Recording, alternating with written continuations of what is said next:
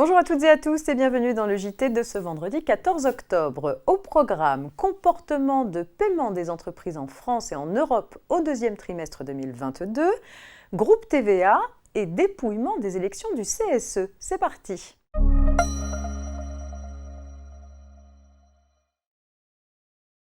Selon une étude d'Altares, les délais de paiement des entreprises en Europe retrouvent au deuxième trimestre 2022 les niveaux d'avant-crise Covid avec un retard moyen de 13 jours. Ils avaient atteint 14,5 jours au quatrième trimestre 2020.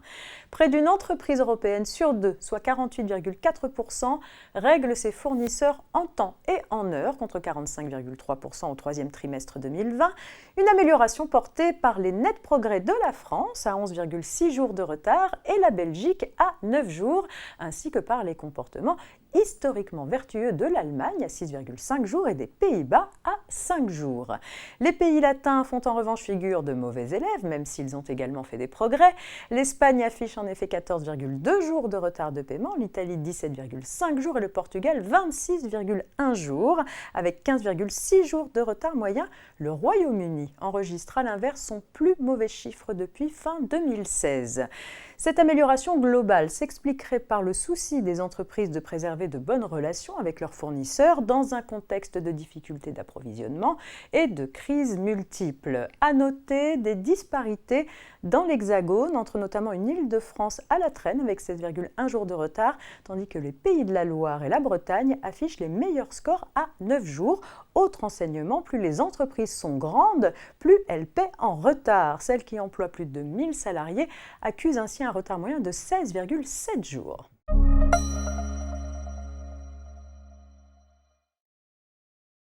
À compter du 1er janvier 2023, les entreprises pourront constituer un groupe TVA. La création de cette entité fictive permet de neutraliser les flux entre les membres du groupe. Les entreprises intéressées doivent opter pour la première fois avant le 31 octobre 2022 pour une application au 1er janvier 2023. Cette option est valable pendant 3 ans. Les opérations entre les membres du groupe TVA sont alors qualifiées d'opérations internes et ne seront donc pas soumises à la TVA. Néanmoins, le groupe TVA, qui est l'assujetti unique, doit communiquer au fisc les opérations internes effectivement réalisées au sein du groupe qui auraient été imposables en l'absence d'option. Les informations sur la nature des opérations à transmettre sur un formulaire joint à la déclaration de TVA viennent d'être précisées.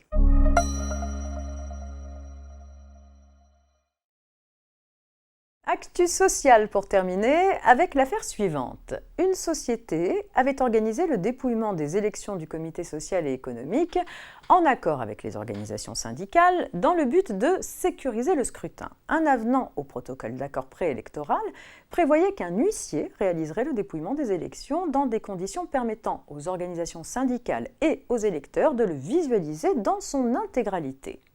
Pour expliquer cette organisation particulière, il faut dire qu'elle avait été mise en place à la suite d'opérations de dépouillement particulièrement houleuses lors du scrutin précédent et afin de prévenir toute manipulation des suffrages, comme cela avait été alors le cas.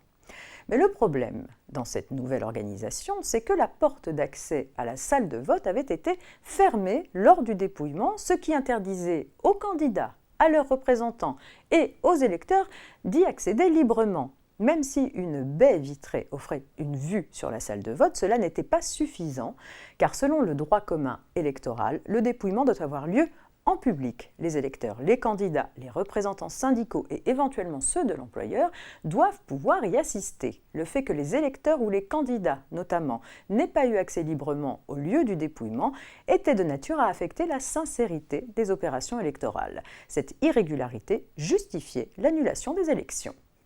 C'est la fin de cette semaine de JT préparée par la rédaction de la Revue Fiduciaire. Je vous retrouve bien évidemment dès lundi pour la suite de l'actualité juridique et d'ici là, passez un excellent week-end.